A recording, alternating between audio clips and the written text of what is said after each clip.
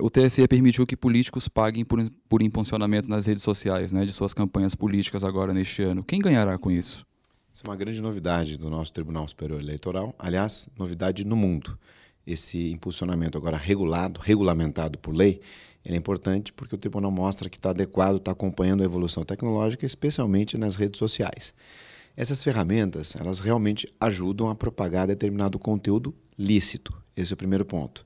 Então, ele é permitido o impulsionamento desde que o conteúdo seja lícito, desde que seja feito pelo candidato ou pelo partido, e desde que isso seja feito em um provedor, em uma aplicação brasileira. É claro que se houver abuso, as aplicações podem ser instadas pelo tribunal a tomar medidas, isso pode chegar até eventualmente ao bloqueio ou a bloqueios. Mas mostra um avanço do tribunal com relação a essas questões, especialmente considerando a característica do brasileiro que usa de forma muito intensa as redes sociais. Entendi. Há um debate em tema agora que são as fake news, né? Diante de tantas fake news, é seguro fazer campanhas políticas nas redes sociais? Fake news é um fenômeno complicado, né? Ninguém tem a saída, tem a solução. As aplicações, os sites, as redes sociais estão tentando mexer nos seus algoritmos, mas não existe ainda uma solução técnica. Do ponto de vista jurídico, existem algumas disposições importantes e sensíveis. Aquele que propaga, que posta, que difama, que calunia, que injuria, que pratica fake news, pode sim ser responsabilizado, não só a pessoa física, mas também os partidos. Essas consequências são relevantes, são importantes, mas infelizmente hoje existe essa tendência em você contaminar a internet, as redes sociais em especial, e considerando o cenário brasileiro que a gente usa muito o WhatsApp, por exemplo, isso tem uma tendência mais importante, mais agressiva. O que pode ser feito hoje na prática? Você tem declarações aí do ministro Fux, falando inclusive da possibilidade de anulação de uma eleição. Isso diante de um certo cenário em que as pessoas realmente acreditam e que se existir uma tendência muito forte de criação de fake news, isso pode justificar uma aplicação de uma providência dessa natureza. Claro que isso é muito drástico, isso é muito grave, mas temos que lembrar também a influência, os fatos que aconteceram nas eleições norte-americanas. Então nós vamos ter, sem dúvida nenhuma, uma intensidade relativamente importante das fake news no cenário brasileiro, e me parece que o Tribunal Superior Eleitoral deseja, está se preparando e vai combater, na medida do possível, usando a legislação, essas fake news. Existem já algumas medidas legais que identificaram, inclusive já nessas pré-eleições, vamos chamar assim, situações envolvendo a produção de notícias falsas de uma forma até profissional. Isso é possível de ser feito, a justiça brasileira nesse ponto é muito ágil, e isso está sendo combatido. Então, lembrando que aqueles que estiverem participando da criação de fake news podem ser responsabilizados civil e criminalmente. Esperamos que não aconteça o efeito mais drástico, que seria a anulação de uma eleição. Esperamos que nós possamos contornar, ou pelo menos gerir essa questão das fake news do ponto de vista técnico e do ponto de vista jurídico também.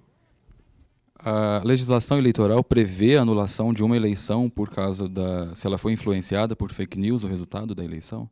Não diretamente envolvendo o tema fake news, mas fatos que possam modificar, influenciar do ponto de vista ilegal, de uma forma ilícita, o resultado de uma eleição, isso pode gerar, como última medida, até anulação. Claro que isso depende de uma apuração, de uma investigação, da verificação da proporção de influência que isso teve, etc., para que, em última instância, em última possibilidade, isso seja admitido ou seja aplicado. Então, não é que não pode ser, pode, mas seria uma última medida.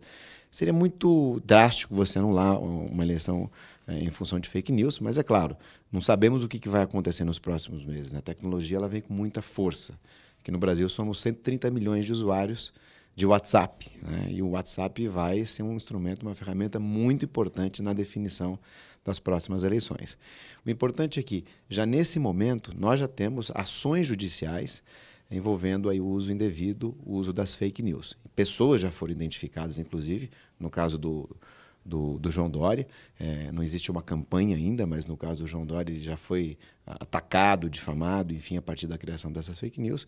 Inclusive uma notícia recente de ontem, e adotou algumas medidas jurídicas que identificaram algumas pessoas e essas pessoas serão responsabilizadas. O problema é que muitas vezes as pessoas que fazem fake news, elas também integram os quadros públicos. Isso pode gerar também uma consequência importante do ponto de vista jurídico, do uso da estrutura pública, não para o trabalho público, mas para outras coisas, né? E não só as fake news, mas outras coisas também.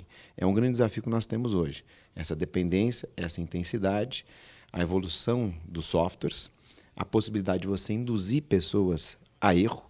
É claro que você também não pode restringir preventivamente, porque é muito difícil você saber se aquilo é fake news ou não, mas é um cenário que exige a concentração de esforços e de estudos para que se ache a solução mais adequada possível e se procure dar o tratamento da notícia que tem que ser dado. Ou seja, a notícia tem que ser efetiva, tem que ser verídica, ela tem que servir para a sociedade. Não acontecer o contrário, não confundir. Entendi. Mudando um pouco de assunto para encerrar, o mercado de bitcoins ainda ele não tem uma regulação muito séria no país, né, digamos. Surge a questão, é seguro investir em criptomoedas? Que conselho você daria para quem está começando agora? Hoje a gente tem mais de, alguns falam 2.000 criptomoedas, entre 1.000 a 2.000. Mais famosa é o Bitcoin. Do ponto de vista econômico, essas criptomoedas não têm um histórico monetário por trás. Muitos falam de lastro, mas também não tem um histórico que justifique a transação dentro do universo econômico. Esse é o primeiro ponto. Isso, por si só, já chama atenção em um ponto. Quando você não tem o histórico, você acaba apostando. O apostar, sem ter qualquer tipo de qualificação técnica, vira uma loteria.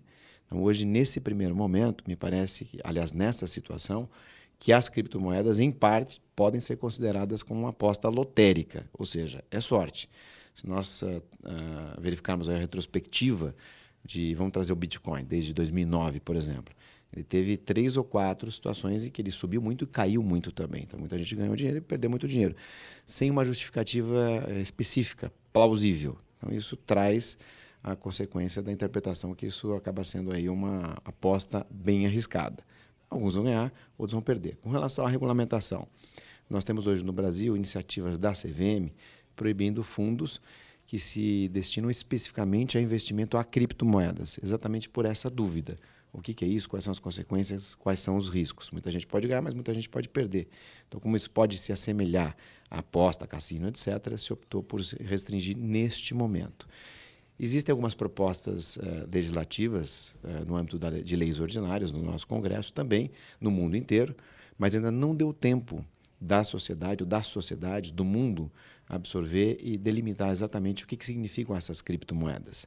Mas, eu sem dúvida nenhuma, a regulamentação ela vai existir. Eu até digo que a criptomoeda ela veio para continuar existindo. Dificilmente ela não vai existir. Acho até que é irreversível. Mas para que a gente passe desse momento de uma aposta de sorte para uma aposta econômica, nós precisamos, com certeza, de uma regulamentação efetiva. Até para fechar algumas lacunas de segurança da informação que a gente tem hoje no momento em que a gente troca o dinheiro real, o dinheiro econômico, pela criptomoeda. E quando existem ataques nessas plataformas, nas exchanges, nas corretoras, até por ausência de regulamentação, esses ataques podem acabar não só com as corretoras, mas com as pessoas que deixaram suas carteiras lá também. E isso, por si só, exige uma regulamentação específica.